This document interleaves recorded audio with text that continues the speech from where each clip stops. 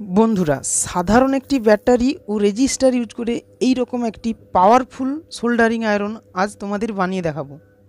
তো এই ধরনের ব্যাটারি তাঁতাল বানাতে লাগবে একটি 3.7 ভোল্টের লিথিয়াম ব্যাটারি, একটি 2 ওয়াটের রেজিস্টার ও একটি সুইচ, আর লাগবে এক টুকরো কপারের তার। তো এই রেজিস্টারটি তোমরা 2.2 ওহমস থেকে শুরু করে 10 ওহমসের ভেতরের যে কোনো মানের রেজিস্টার ইউজ করতে পারো। এবার কপারের তারটি নিয়ে রেজিস্টারটির চারিদিকে খুব টাইটভাবে জড়িয়ে কয়েল তৈরি করে নিতে হবে। তো এখানে একটু মোটা টাইপের কপারের তার ইউজ করলে কাজটি ভালো হবে। ঠিক এইভাবে কয়েলটিকে বানিয়ে নিতে হবে। এখন এর বাড়তি অংশটুকু কেটে ফেলব। এবার কপারের তারের দুই প্রান্তে ইনসুলেট লেয়ার চেঁচে পরিষ্কার করে দিতে হবে, যাতে এখানে খুব সহজে রাং ধরতে পারে। এইভাবে ইনসুলেট লেয়ারটি তোলার পরে কপারের তারের প্রান্ত দুটি খুব শক্ত করে টাইটভাবে একসঙ্গে জড়িয়ে দিতে হবে।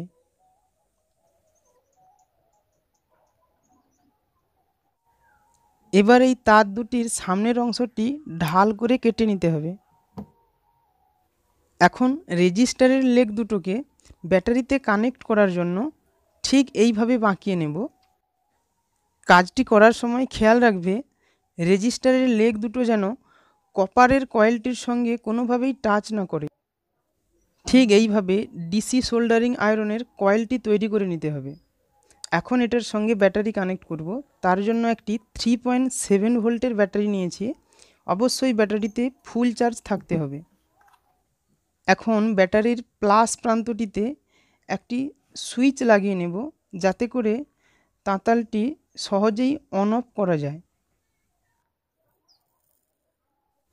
ঠিক এইভাবে সুইচটি কানেকশান করার পরে কয়েলটি নেব এবং কয়েলের একটি প্রান্ত সুইচটির সঙ্গে খুব ভালোভাবে সোল্ডারিং করে নিতে হবে, নাহলে এটা গরম হওয়ার সময় খুলে যেতে পারে।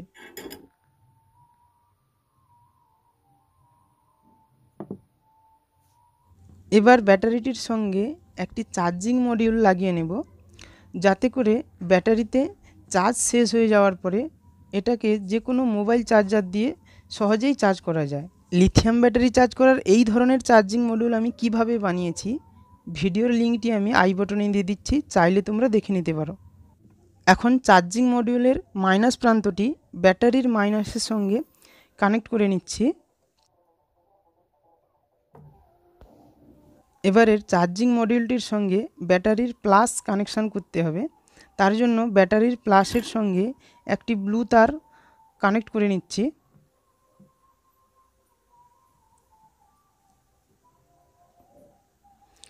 এবং কয়েলটিকে মাইনাস কানেকশান দেওয়ার জন্য একটি সাদা তার নিয়েছি এবং সরাসরি সাদা তারটিকে কয়েলটির সঙ্গে কানেক্ট করে নিতে হবে। এখানে ব্লু তারটি প্লাস এবং সাদা তারটি মাইনাস।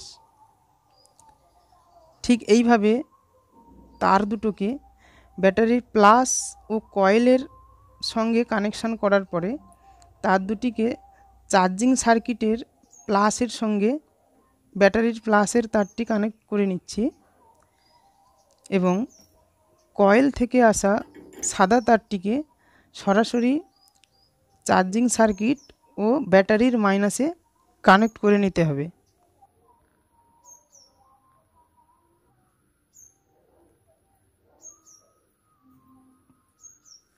এইভাবে সমস্ত কানেকশানগুলো ঠিকঠাকভাবে করে নিতে হবে।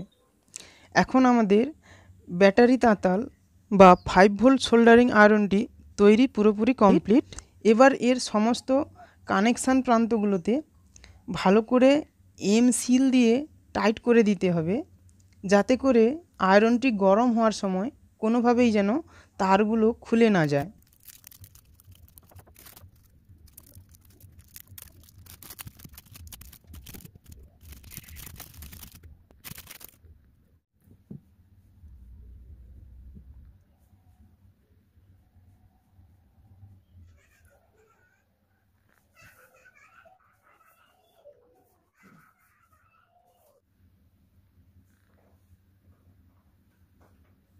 এই রকম সিল দিয়ে ব্যাটারির পেছনের প্রান্তটিও একইভাবে কভার করে নিতে হবে।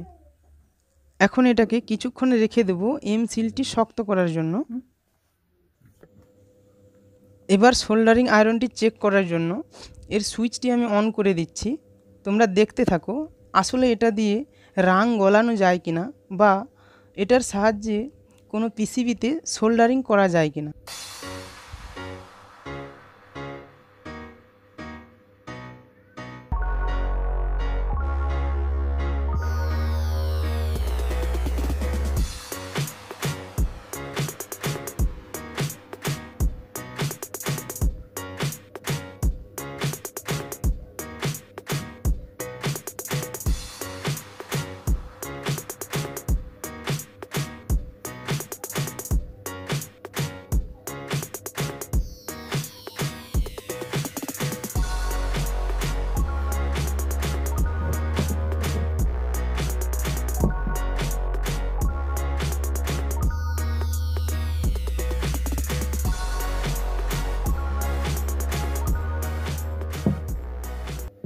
আয়রনটি খুব সুন্দরভাবে কাজ করছে এবং এটার সাহায্যে পিসিবিতে সহজেই সোল্ডারিং করা যাচ্ছে।